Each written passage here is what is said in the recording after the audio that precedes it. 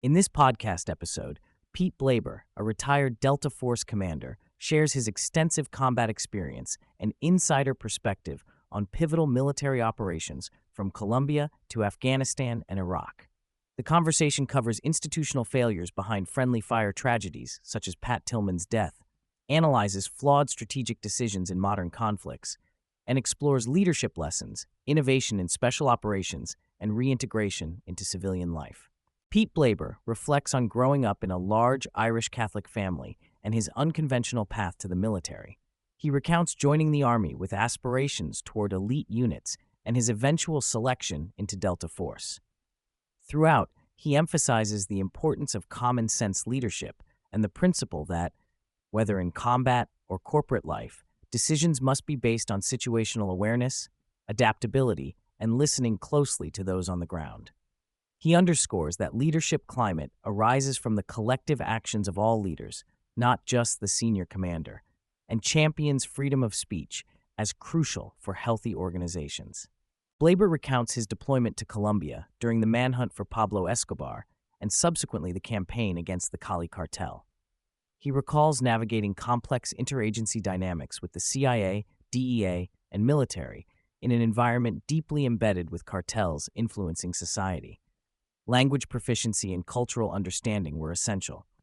The operation's success hinged on close collaboration with Colombian forces and a through, with, and by approach, partnering rather than imposing, highlighting that eradication efforts based solely on force risk collateral damage and alienating local populations. Blaber offers a contrarian analysis of the Ukraine war, labeling it the largest propaganda war in history. He traces the origins to U.S.-involved regime change efforts in 2014, emphasizing that initial protests were paid and manipulated events supported by Western governments and NGOs, which led to ethnic conflict in eastern Ukraine. He highlights the humanitarian disaster faced by ethnic Russians in the Donbas region, whom he argues Russia intervened to protect, countering dominant Western narratives. Blaber criticizes the dysfunctional Ukrainian leadership, compulsory drafts, widespread corruption, and challenges of sustaining the war effort given massive casualties and low morale. He also contends that Russia is not seeking invasion beyond its borders, stressing the conflict as a war of attrition fought primarily in eastern Ukraine's flat, agrarian terrain. Blaber details his selection into Delta Force and early combat deployments, including Somalia's Battle of Mogadishu and 7 tours in Bosnia during Operation S4, aimed at capturing war criminals. He discusses the innovative adaptations developed in Bosnia, such as Kevlar nets to stop vehicles, and the pragmatic culture of continuous improvement that characterizes elite units. The podcast reveals the frustration with bureaucratic micromanagement and rigid planning cycles that can imperil missions, as evidenced in Bosnia, Afghanistan, and Iraq. Blaber stresses that decisions must be made by those with direct sensory input and engagement on the ground, criticizing remote command and control centers detached from battlefield realities. A significant portion focuses on Takur Ghar in Afghanistan, where Blaber served as the ground force commander. He provides a detailed account of the helicopter crash and ensuing firefight that resulted in the death of Navy SEAL John Chapman and critical injuries or deaths among others. Blaber attributes the tragedy largely to a disconnected and mismanaged command structure, poor communication, and a change in radio frequencies without informing frontline forces. The episode challenges competing narratives surrounding John Chapman's death, emphasizing that misinformation and institutional covering up amplify the trauma suffered by service members. Blaber argues that the root cause is egotistical micromanagement and technological over-reliance that obscure critical sensory and emotional inputs from soldiers on the ground. Blaber unveils a profound investigation into the death of Pat Tillman, the NFL player turned Army Ranger, killed by friendly fire in Afghanistan.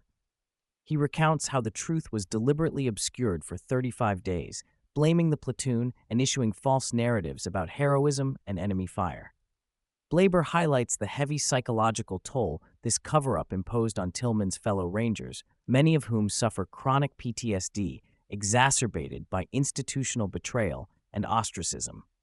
He asserts that transparency and community support are essential for healing trauma and condemns senior military leaders who promoted themselves while scapegoating subordinates. The episode also exposes the toxic leadership culture within the military that perpetuates such injustices. Blaber speaks candidly about his decision to leave military service after 21 years to pursue an MBA and a career in biotechnology. He stresses the importance of discipline, intellectual rigor, and continuous learning in both military and business environments. His corporate leadership experience reaffirmed that many skills developed in special operations, critical thinking, adaptability, persistence, translate directly to civilian success. Blaber encourages veterans to find purposeful post-service careers and emphasizes that a key aspect of leadership lies in fostering trust, humility, and open communication with subordinates to avoid micromanagement and tyranny. The discussion shifts to Blaber's efforts in revitalizing military working dog programs within Delta Force and other special operations units. He recounts initial skepticism, the strategic value of dogs in urban and underground operations, and their integration into active combat missions, such as the hunt for Saddam Hussein and key operations in Iraq. Dogs proved invaluable for reconnaissance, CQB, sentry duty, and force protection. Blaber highlights the culture of relentless innovation, adaptability, and feedback loops within elite units that empower operators to refine tactics and equipment continuously. Blaber explores emerging technologies, including drones, AI-enhanced helmet systems, and non-lethal crowd control devices such as acoustic discombobulators. He discusses the advantages and limitations of AI in command and control, cautioning against over-reliance on technological solutions that disconnect decision-makers from direct sensory input in the field. Emphasizing human cognition's primacy, he advocates a return to decentralized command, where operators on the ground retain strategic decision-making authority. Blaber is optimistic about promising advancements like vertical takeoff drones and enhanced situational awareness gear, but stresses that technology must support, not replace, the thinking, feeling human brain. Blaber critiques the dismantling of effective counterterrorism efforts, such as the lack of coordination with Pakistani forces and failure to engage local forces and cultures in Afghanistan. He chronicles how ill-informed decisions by non-operational generals and policymakers led to prolonged conflict and insurgencies.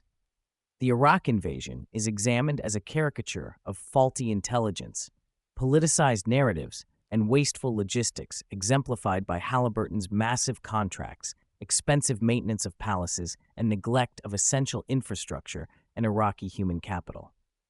The disbanding of the Iraqi military by Paul Bremer is highlighted as a fatal error that fueled post-invasion insurgency and anti-American sentiment.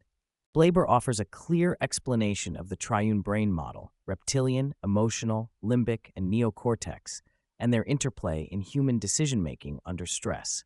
He illustrates how training and conscious techniques, such as diaphragmatic breathing, calm, deliberate speech, and counting, can engage the neocortex to override fight-or-flight emotional impulses. Examples include managing road rage, cold water immersion, and crisis responses. Blaber cites Wim Hof's breathing methods and free diving athletes' use of song for breath control as practical tools to master physiological and psychological stress for first responders and combatants. Blaber reflects on reintegrating with family and finding new purpose after military retirement. He emphasizes that purpose and engagement are essential for transitioning veterans. His own experience entering biotech sales and marketing showcased how military-developed traits like discipline, work ethic, and problem-solving facilitate success in civilian careers. He underscores the importance of trust, open communication, and continuous learning in both military and business leadership, encouraging veterans to leverage their unique skills in meaningful work outside uniform. Throughout the episode, Blaber stresses the critical need for institutional accountability and transparency to prevent costly human and strategic losses. He decries systemic cover-ups that distort history for political or careerist reasons, eroding trust among troops and the public. Highlighting his efforts to reveal the true circumstances behind incidents such as Tillman's death and the Takur Ghar battle, he advocates for a culture that values truth as essential for adaptation and survival. He warns that organizations that deny learning feedback risk decay and extinction, paralleling biological evolution principles with institutional evolution. Blaber's overarching message centers on common sense leadership, grounded in humility, adaptability, trust, and respect for frontline realities. He denounces micromanagement and ego-driven decision-making prevalent in modern military bureaucracy, urging a return to decentralized command and empowering those with direct sensory and emotional connection to the fight. He advocates comprehensive training to cultivate metacognition and emotional control for all first responders to enhance decision-making under stress. Ultimately, Blaber champions leadership as a shared collective responsibility to foster environments where people can innovate, grow, and prevail.